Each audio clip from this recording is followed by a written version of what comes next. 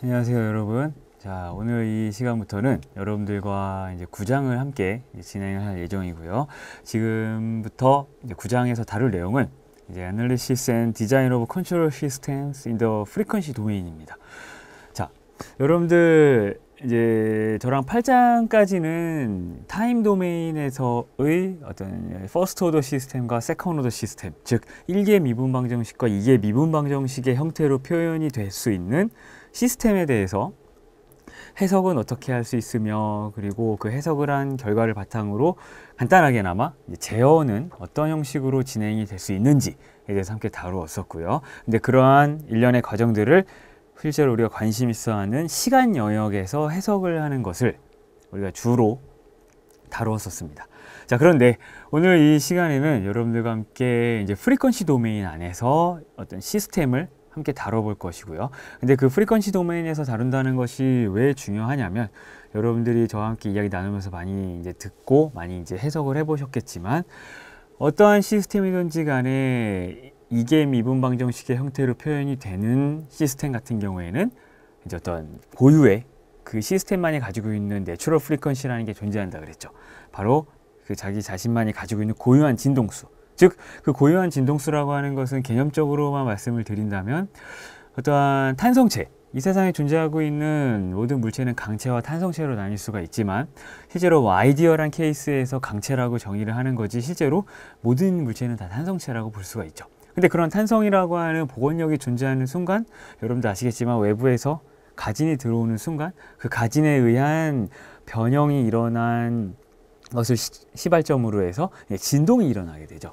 근데 그 진동하는 것 자체가 여러분들 일반 물리 시간에 공부를 하셨겠지만, 어떠한 등시성이라고 해서, 즉 주기가 변하지 않고 프리퀀시가 변하지 않는다는 겁니다. 그 시스템이 가지고 있는 관성값과 그리고 그 스티프니스, 그 다음에 댐핑 엘리먼트, 즉 댐핑 요소에 의해서 결정이 돼버리는 자신의 고유의 성질이지, 외부에서 어떠한 가진이 들어온다는 것에 따라서 변하는 진동수가 아니라는 거죠. 그래서 한번 탄성체를 탕 치면 진동을 하는데, 그걸 내가 이만큼 눌렀다, 그러니까 약간의 세기로 치는 것과 굉장히 센 힘으로 치는 그 두 개의 차이의 진동수는 없다는 겁니다.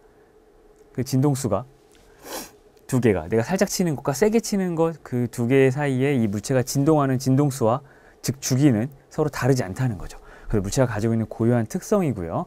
그 특성 때문에 이제 공진현상이 일어난다는 것도 함께 공부를 했었고, 그러한 공진현상을 피해서 설계를 하는 것이 우리가 이제 시스템을 설계하는 데 있어서 굉장히 중요한 관건이라고 말씀드렸습니다. 왜냐하면 공진현상이 일어나는 순간 자신의 진동수와 외부에서 들어오는 진동수가 맞아버리면 상쇄되는 경우도 있겠지만, 실제로 점점 진폭이 증가하면서 시스템이 불안정해지고 향후에 가서는 이제 파손이 되는 현상까지 발생할 수 있기 때문에, 여러분들에게 이제 그런 공진현상은 당연히 피해야 하고, 그러한 이유로 우리는 프리퀀시 도메인 안에서 이 시스템이 외부에서 이러한 가진이 들어왔을 때는 이 가진에 대한 이 시스템 자체의 전달률은 어떻게 표현이 될 것이며, 수학적으로, 그리고 가장 피크 트랜스미서빌리티라고 하는 어떤 굉장히 큰 전달률을 보일 수 있는 그 가진 주파수는 얼마인지, 즉 피크 프리퀀시를 이야기하는 것이죠. 그런 거는 어떤 형식으로 계산되어서 도출될 수 있는지를 살펴보는 것이 중요한 과정이라고 볼 수가 있는 겁니다. 그래서 오늘 이 9장에서는 여러분들과 함께 시스템을 간단하게 예를 들고요. 그 시스템에 대해서, 즉 퍼스트 오더 시스템과 세컨드 오더 시스템에 대해서 프리퀀시 도메인에서 해석을 하기 위해서는 수학적으로 어떠한 방법으로 접근을 해야 되는지와, 그 접근한 결과를 가지고 이러한 진동수에서는 이러한 전달률을 가지고, 그리고 뭐 이러한 상황에서는 좀 불안정하다, 안정하다, 이런 것들을 함께 다뤄볼 예정입니다. 자, 그런데 여러분들과 함께 그 프리퀀시 도메인에서 해석을 하는 데 있어서 굉장히 중요하게 생각해야만 하는 두 가지 물리량, 물리량이라기보다도 어떤 정의된 값들이 존재를 합니다. 근데 그 두 가지 값 중에 하나는 바로 조금 전에 저랑 함께 나누었던 전달률이라고 하는 것이고요. 그 전달률이라는 것은 왜 중요하냐면, 외부에서 들어오는 가진의 크기에 대해서 이 시스템이 실제로 그 시스템 자체가 받아들일 수 있는, 아니면 시스템 자체가 출력으로 낼 수 있는 그 입력에 대한 출력의 비율을 말하는 겁니다. 즉 공진 주파수가 들어온다면 여러분들 내추럴 프리퀀시와 맞아떨어져서 굉장히 큰 전달률을 갖게 되겠죠. 전달률이 굉장히 커지는 겁니다.